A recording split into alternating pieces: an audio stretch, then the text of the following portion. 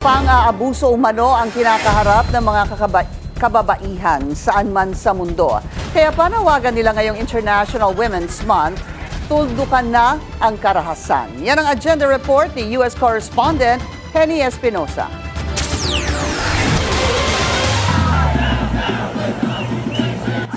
Mula sa mga kalsada ng Washington, D.C.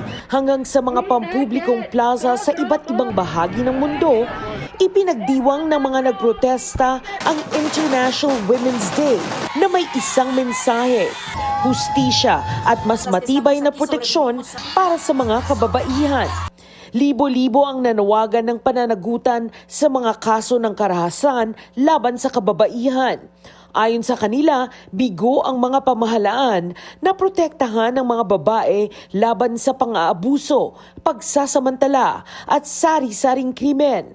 Dito sa Daly City, California, mas payak ang paggunita ng International Women's Day. Nagsagawa ng press conference ang Filipino-American Council member na si Jocelyn Manalo, kasama ang kapwa Pinay na si Lizelle Lucero. Ang ina ni Frances Lucero na binaril at pinatay ng kanyang estranged partner sa harap ng kanilang dalawang munting anak. Mula nang mapatay ang kanyang anak, naging outspoken advocate si Lizelle para sa mga biktima ng domestic violence tulad ni Frances. Kamakailan lamang, itinalaga siya bilang kasapi ng Women's Commission ng Daly City.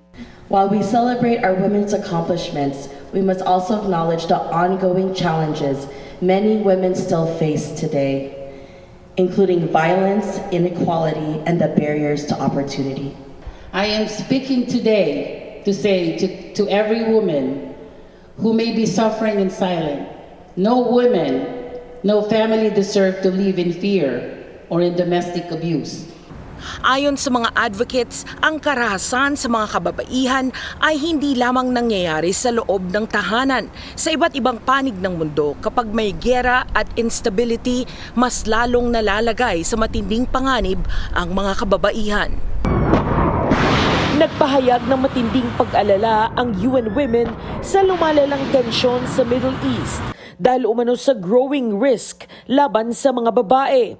Nanawagan sila sa lahat ng partido sa conflict na mag-de-escalate at igalang ang international law. Para sa agenda, Henny Espinosa, Billionaire News Channel. Mag-follow sa aming mga social media accounts at mag-subscribe sa aming YouTube channel para sa pinakahuli at eksklusibong mga balita.